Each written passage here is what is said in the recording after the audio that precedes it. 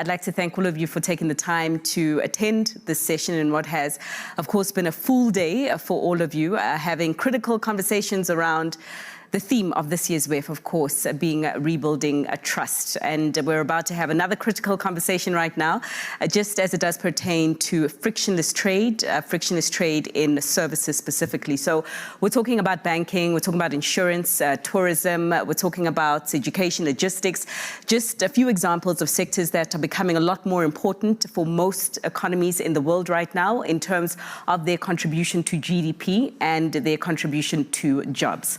And what we have seen in the recent while is a lot more companies that operate in these sectors are looking to grow, exporting these services into new markets. Unfortunately, the experience for some of these companies, which you will hear from in just a short while, has been a bit challenging as it does pertain to the costs of doing so.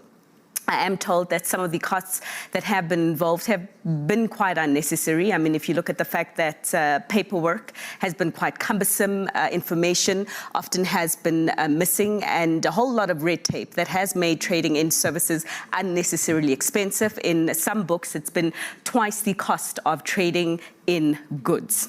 And so the purpose of this discussion this afternoon is to essentially look at this unnecessary fat on the expense line in trading services and unpack how we can make it more cost-effective, as it were. Many of you will know that there has been quite a lot of work that has been done in this space to try and make trading services a lot more seamless. Two agreements I would like to bring your attention to, or two agreements that will be the focus of this specific session. The first being the WTO Reference Paper on Services Domestic Regulation, as well as the AfCFTA Protocol on Trade in Services, being two tools that are trying to make trading in services a little bit more seamless. So we'll be reflecting on them, reflecting with some of the key stakeholders who are signatories of some of these agreements, and also the private sector players who operate in the sector, just trying to get their view as to what they think can still be done to make trading in services a little bit more frictionless. So let me introduce you to them, the wonderful gentleman seated on stage with me, beginning with His Excellency Dr. Majid Al-Kasabi, the Minister of Commerce of Saudi Arabia. Can we welcome him with a warm applause, please? You would have seen on your invite list that we were supposed to be joined by Ms. Doris Anita, who is the Minister of Industry, Trade and Investment of Nigeria. Unfortunately, something has come up. I'm sure that everyone does understand. Maybe just a note there, just to ensure that alarm clocks and phones are on silent to ensure that we can continue without friction. We do have also Mr. Andre Esteves, the chairman and the senior partner of Banco BTG, and a warm applause for you, sir, as well. Welcome. And last but not least, Mr. Martin Ernakin, the chief executive officer of Cooperación America International. You will pardon my African tongue, sir, that is not too used to your dialect, but welcome, sir. Thank you. And also, I would like to welcome yourselves and invite yourselves as fellow panelists to be active members of this conversation. We're a small and intimate group, and I imagine that the reason why you are here is because you have skin in the game, as it were. I will be opening up the discussion to some questions, but maybe even comments or views that you can share to take away on this platform to ensure that we have got tangible steps that we can walk away with to make your jobs and your operations a lot easier to do. But with that said, I would like to begin with you, sir, Your Excellency Al-Kasabi, and just reflecting on what the Kingdom is trying to do right now. I think that many people are aware that you're on a very strong drive to grow your economy, to reform your economy, to diversify your economy. It's your vision, and it's been well articulated across most of the markets that you are seeing as critical right now. You have identified services as one of those areas that you want to put more focus and sharpen in. So perhaps by way of introduction, just tell us why services is so important for the Kingdom's diversification strategy. Thank you, Fifi, and I would like to thank the WEF management and the organizers for hosting us and having this wonderful annual meeting. When I became Minister of Trade, I found out that the culture in the ministry, trades, is only for goods and commodities. Unfortunately, the trade for services is not part of their radar screen. Then I found out that this problem is across the board in all my colleagues, ministers, that most of their energy goes after trades of goods and commodities. And, you know, services sits at the heart of the global trade, reaching $13.6 trillion with a growth rate of 15.4%. and generating more than 65% of global GDP and providing 50% of worldwide employment. Not only that, but attracting more than 3/4 of FDI, which stimulates the inflow of foreign capital. Also, services tend to hire more women than other sectors. Also, it's a space for knowledge exchange and innovation, and a business generation for micro and small businesses. So that's why services is growing faster than goods. And that's why I want, as a minister, to focus on services and trade of services and addressing the challenges of services and obstacles more than goods. What Saudi Arabia, as everyone knows, is going through seismic transformation, unprecedented transformation, by Vision 2030, where economic diversification is the main goal of the vision. So what we have done in Saudi Arabia, we have looked at all sectors. We've developed strategies for sector, vertical, strategies for industry, for trade, for digital, for IP, for logistics, for health, education, and so forth, for the whole list. Vertical strategies, as well as what I call regional strategies. We have developed for Mecca region as a strategy, and for Riyadh region, Al-Ula region, and so forth, and Asir region, and so many regions up there. The combination of these strategies, the services sits at the heart of all these strategies. Because we've realized that services is a job creator and a way to promote innovation in a country. And in order to become a global competitor or a global shaper, we have focused on 6 pillars.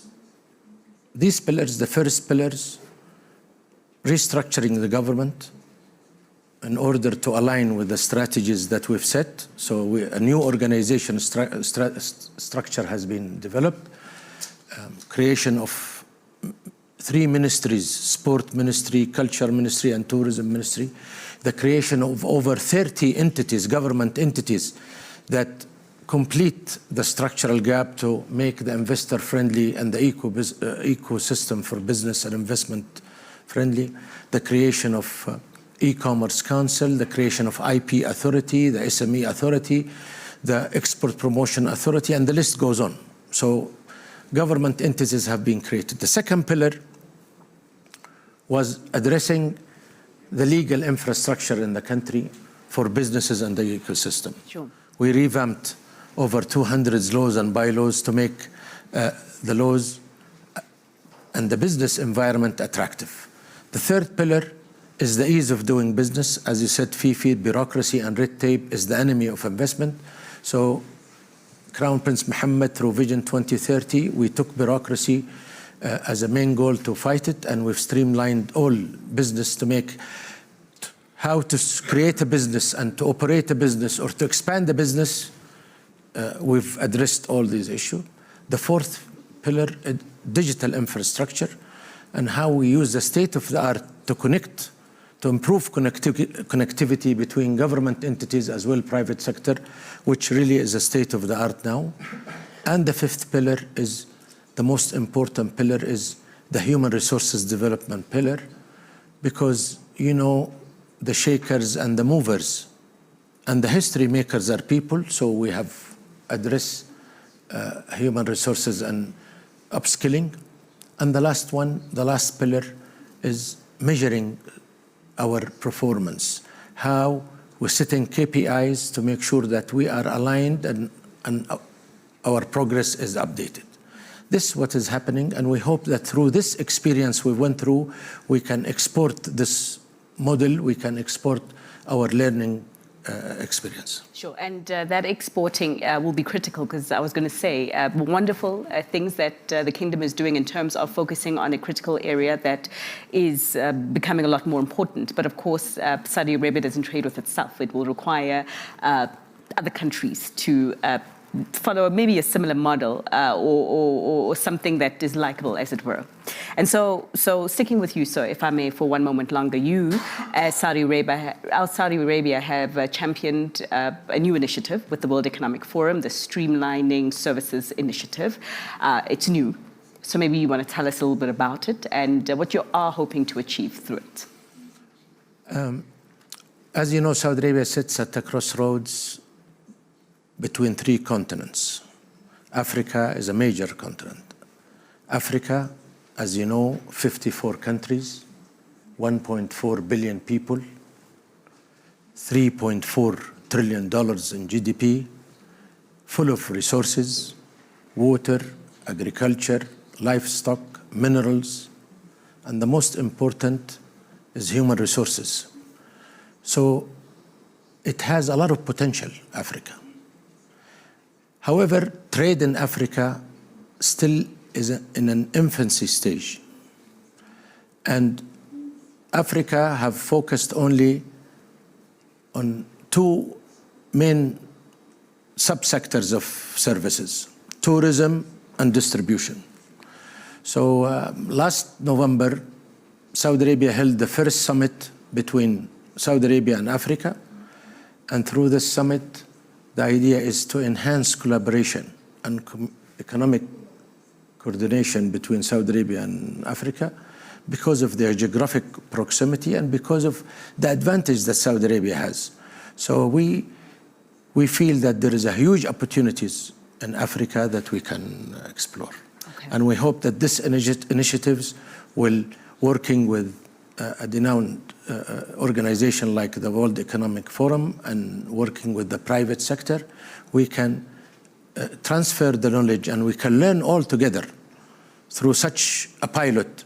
How can we enhance services and how can we stream and make services seamless and frictionless? Okay. And but just again, it would have been absolutely wonderful to hear from one of the largest countries on the continent. So let me say the largest country on the continent. Apparently it's a debate between South Africa and Nigeria, depending on which yardstick you use to measure, but I'll concede Nigeria being the largest country on the continent, but also being a signatory to both of these agreements. Perhaps definitely a conversation for another day, just in terms of what your reflections. But coming to the private sector then, Andre, perhaps beginning with you.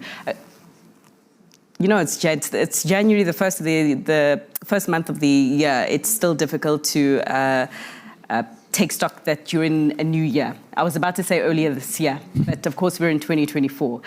In the middle of last year, 2023, South Africa hosted the BRICS summit.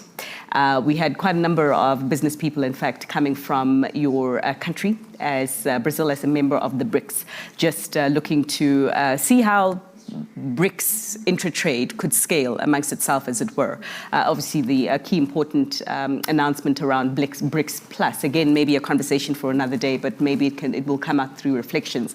But in terms of your sector, sir, in financial services, perhaps you can just give us your experience of how you have experienced cross-border trade and financial services thus far, and more importantly, what you think should be done, or can be done, to make the process a lot more seamless.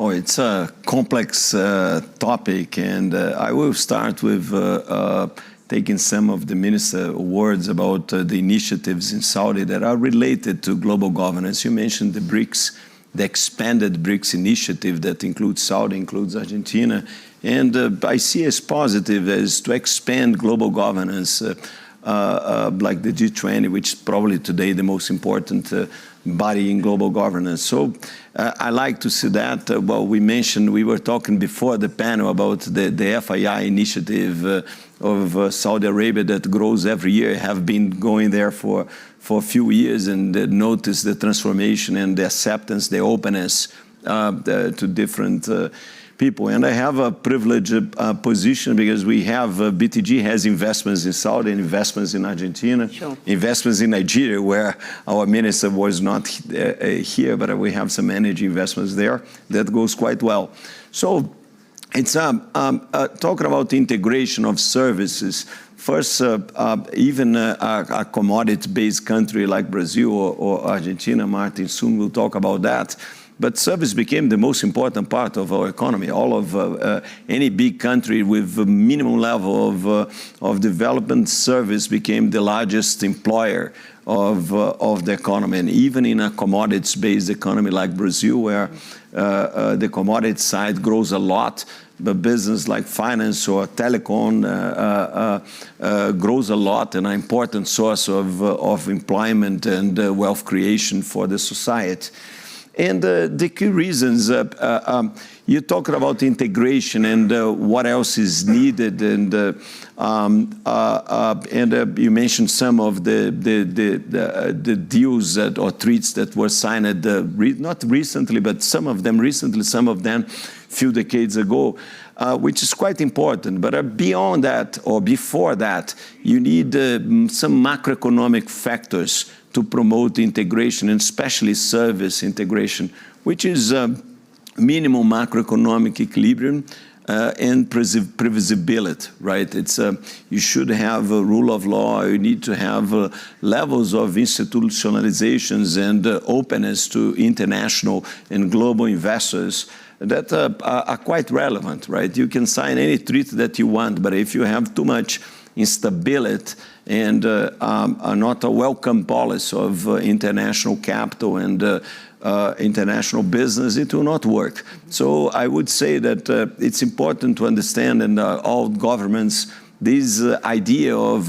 previsibility and welcoming global capital. I think it's a condition for the integration, and the title here is about service. We can extend that comment to all of other parts of the economy, but I think it's crucial for that. Having said that, going to your more specific question on financial service, we are in a regulated industry, right? It's with, of course, different regulations. Honestly, I think we progressed a lot with the BIS rules and global accepted rules. At least in the G20, we have quite similar rules. And I do like that the markets follow these rules. And sometimes the leading markets don't follow these rules, like US. But I would say that most of the players are following these rules, and I think it's a big achievement. There is a pattern on global banking, and our sector became less globalized than 1 decade ago. It's part of the natural evolution and somehow characteristic for a heavy regulated sector. You need to have a local flavor. I don't think it's necessarily wrong, but I do like to have to see organism like BIS, the International Bank for Settlements, which is, let's call the central bank for the central banks, defining rules that helps the banking industry or the financial industry in a broader way to develop in different parts. So in Saudi or in Brazil or in Argentina or US or Switzerland. So we are following these rules, and I expect to see more from this global body that has been working. And part of that, even in an auto-regulatory way of not only central banks, but the global leading banks via the bank's global institutes. So I like what I see, I like the direction, and you need to have in a regulated industry some patterns or standards that need to be followed for all of us, all right, including governments. Oh, for sure, for sure.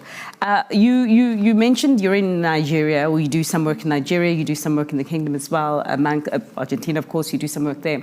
But I'm just, again, I want to reflect on the move to drive further integration, and particularly amongst the BRICS. And I just want to understand perhaps what kind of opportunity you are seeing for your sector in financial services.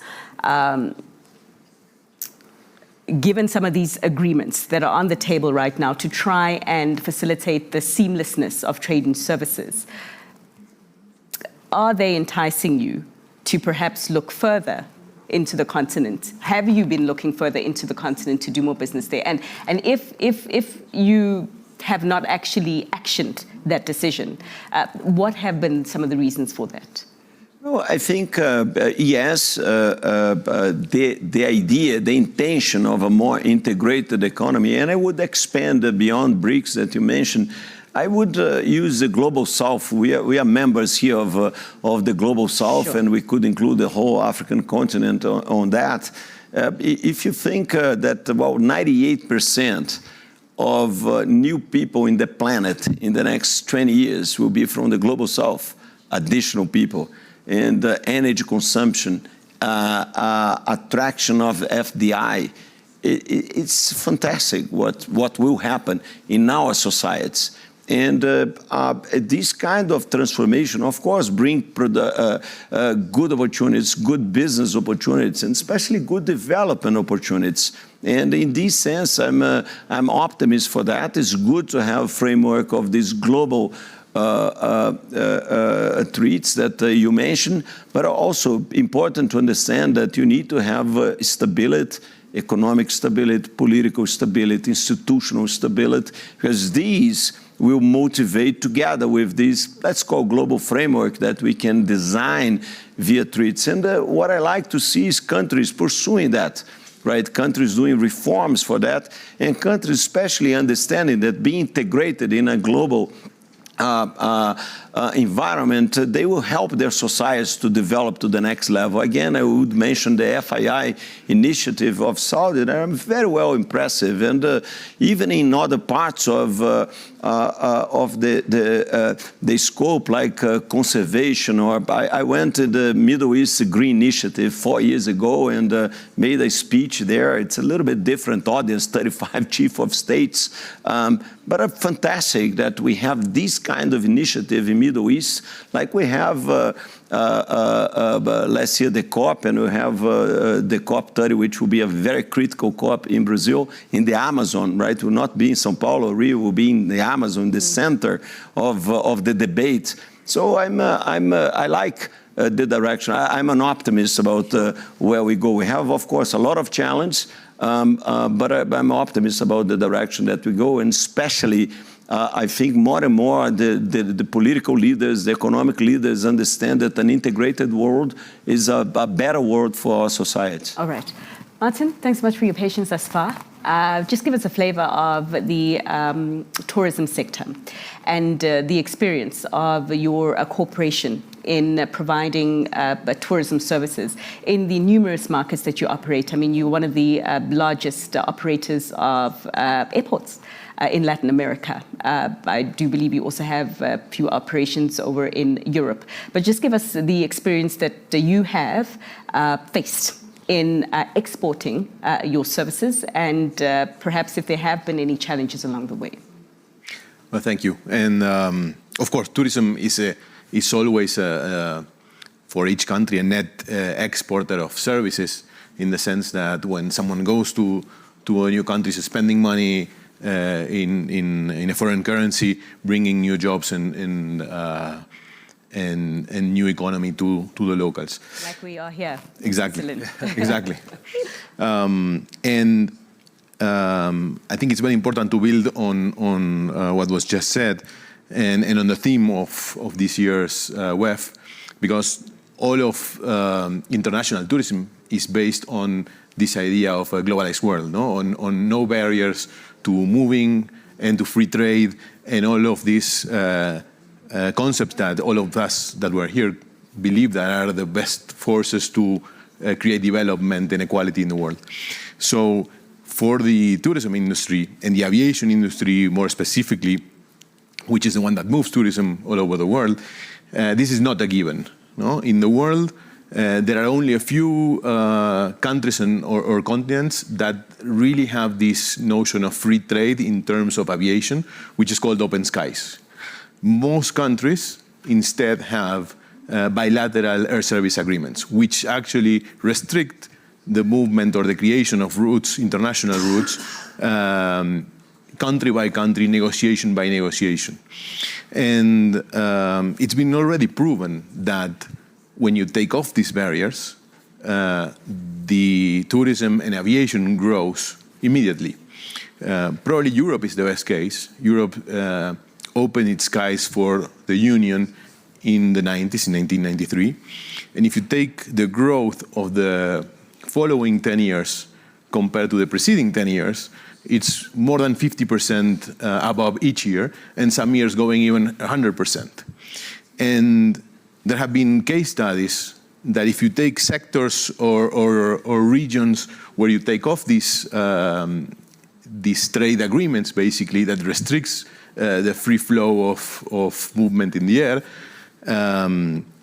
you can really create a lot of value. There's a study that says that if you take out 320 of the thousands of these bilateral agreements that exist, you can create 24 million new jobs in the next 5 years and a GDP equivalent of around $500 billion.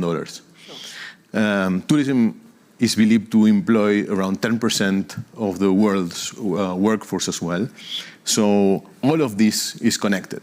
And this is in an industry perspective. Then you have the consumer perspective, which is the other barriers that you have to free movement in the world, which are visas and security concerns and so on. And I think the industry has done a great deal of advancement because it's probably the most globalized industry. But in this case, it's also not really evolved in the way you would expect. No? You see the lines at the airports when you travel. No one likes those lines. No one likes to be treated as a terrorist when probably most people are not terrorists. Sure. No? So with technology today, you can implement known traveler programs that if countries cooperate among themselves, you can make this really easy as well, taking visas out and taking most of the hurdles of the travel at the airports out as well. So it's a matter of going into the direction of free trade. And it's probably something to be concerned of in the industry when you see the new wars, the new restrictions, and the new geopolitical games that are being played that probably go against all of this that we are discussing and that we all agree brings development to the world. So I think forums like this one and the business sector is the one that has to push governments to really go into the openness and into the free trade movements in all industries. Services, of course, but for tourism, it's something that is very important as well. I think on the consumer side, perhaps there has been a little bit more progress, particularly as a consequence of the pandemic, essentially crushing the tourism sectors across most parts of the world. What we have seen is a lot more countries trying to entice tourists to come to their respective regions and enjoy their respective offerings. I can use the African continent as a case in point. I mean, just recently, Kenya being one of the latest to introduce the ease of travel for travelers in terms of the introduction of the e-visa. But I think it is my country, South Africa, also trying to do something similar. Where it comes to open skies, though, I think perhaps the progress has been less quick. Particularly, again, reflecting on what is happening on the continent, where you have got a few large players who own the skies, as it were. And I'd just like your reflections on that, because you're not in Africa at this present moment in time. Not yet. Yes. Your reflections on what is keeping the skies closed, or perhaps controlled by dominant players, in your view, and also your reflections on expanding in the continent, as you did say, not yet. So first of all, I wouldn't believe or be able to generalize into one reason why this happens. No, each country is sovereign and makes its own decisions on what sectors to protect and what sectors to promote. But this is a chicken and egg question. No, you have to open to really see the benefits of it. And if you want people to come, you need to let your people go. No, it has to be bilateral. It cannot be only one-sided, because it doesn't work. So I couldn't generalize into the reason of why this is, but I think this is something to look into and to really promote these open skies, because where it has happened, there has been exceptional growth. So it's already proven that this is a force for good, and not sometimes seen as a force to lose local jobs or things like that in the aviation sector. And as Andre mentioned, the global south is growing at a faster pace, and this is in all sectors. So we are really betting on our company growing beyond the 6 countries and 53 airports that we're already into Africa, the Middle East, and beyond, to take advantage of this. No, Africa, of these new people that are coming into the world, most are going to be in Africa as well. So it's definitely a place to be. Sure. I had a conversation with the Minister of Communications from Nigeria a little earlier today, and to the point about where most people are going to be, he was just spelling out the numbers to say 1 in every 4 the persons right now is an African, just talking about the population size on the continent. So I'm going to bring it back to you, because another conference that was recently held in Saudi Arabia was a conference that sought to see how Saudi Arabia and Africa can do a lot more business together in Riyadh. And I'd just like your thoughts on how we can make the situation more of a win-win, particularly when it does come to trade in services between Saudi Arabia and the rest of the African continent. Just to start, the structural shift in the world economy that has been created by the digital transformation coupled with COVID-19 pandemic have changed the trade patterns.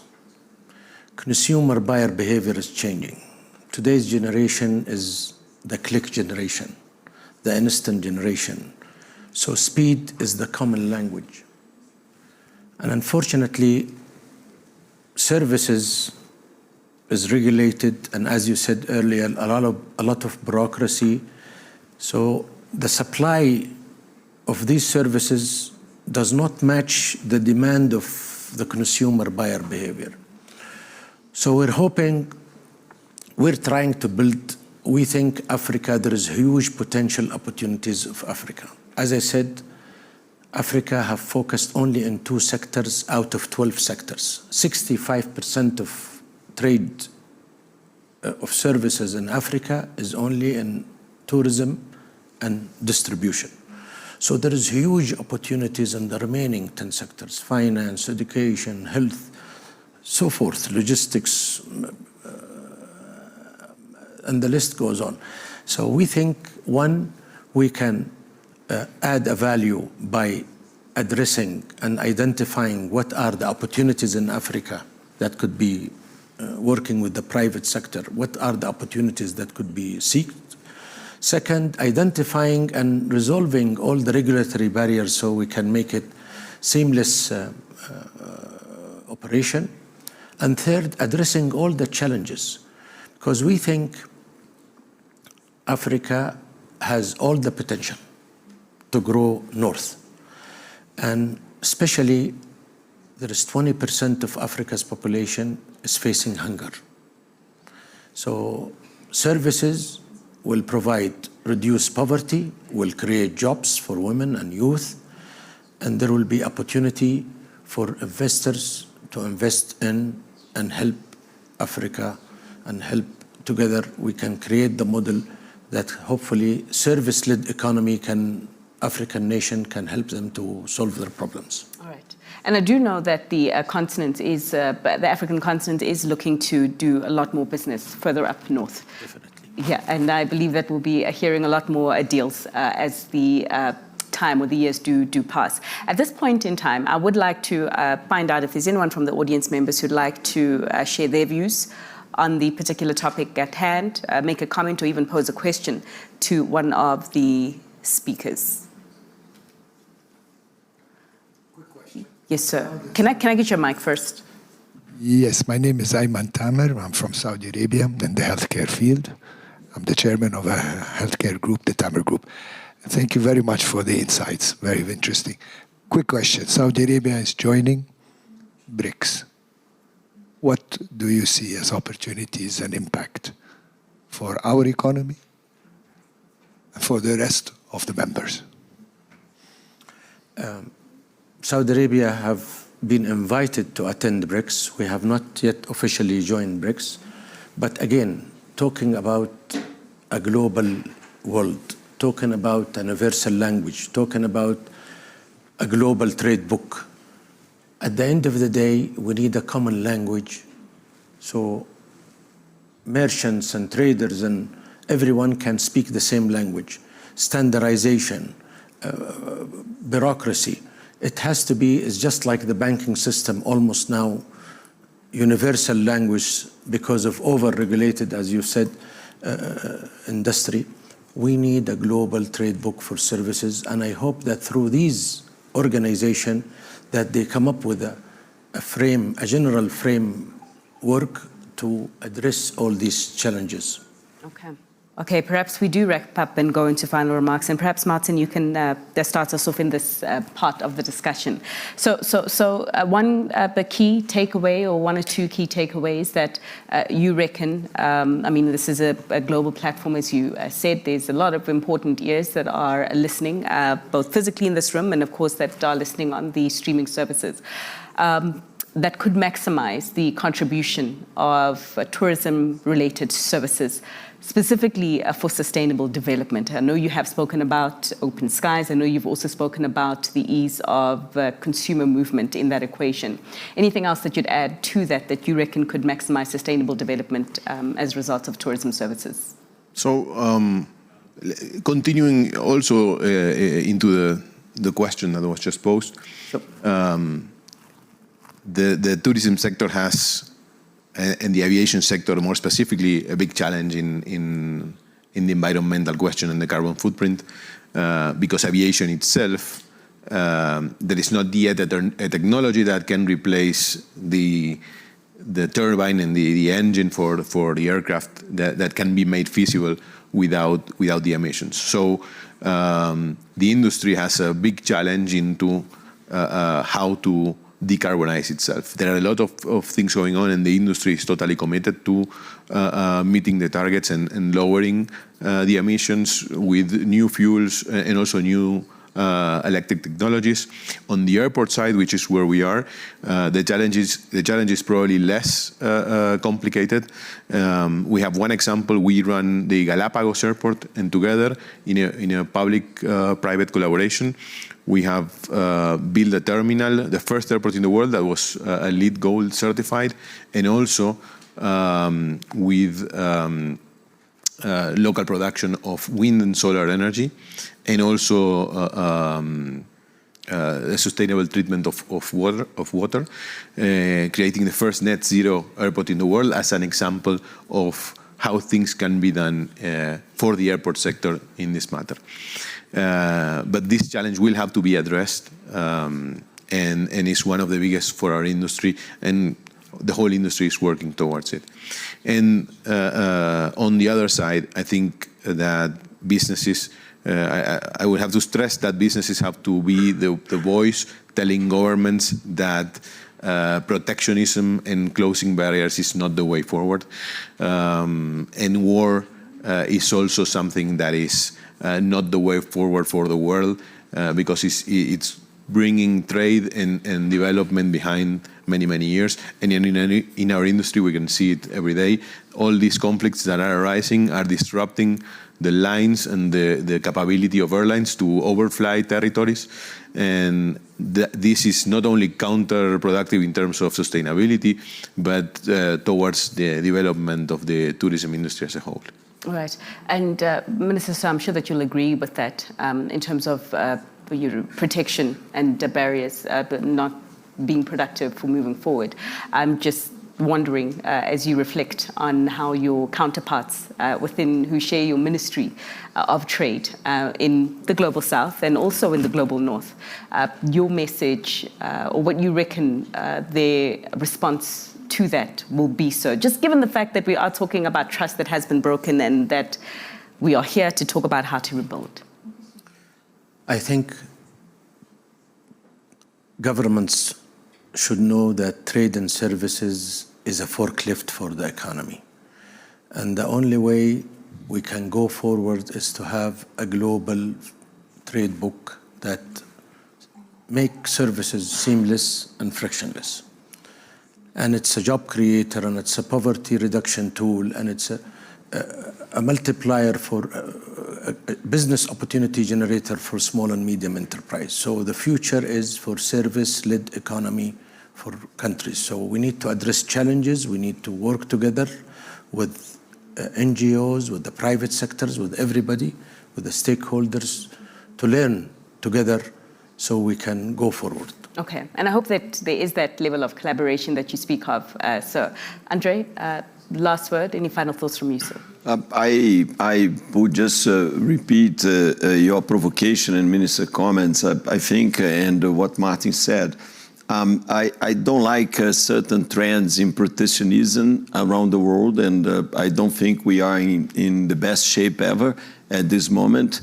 And I expect that global political leaders understand that these commerce barriers or reduction in global trade, no matter if it's goods or service, I don't think is good for global society. So it will create artificial bottlenecks, and the translation of that is higher global inflation, which is one of the worst taxes possible to our societies, because it impacts unequally different sorts of population. Those less privileged are those much more affected by that. Well, I would just to finish off by saying that I thank you all for being very frank in some of the things that you reckon should be done, can be done, shouldn't be done as well. And I do hope that the relevant parties will listen. We've got one right here, and he has been amenable to some of your feedback, and that a whole lot more will continue to take some of your suggestions on board for better trade in services. But with that, ladies and gentlemen, thanks so much to you for your time and for staying this afternoon, and we'll call it a wrap.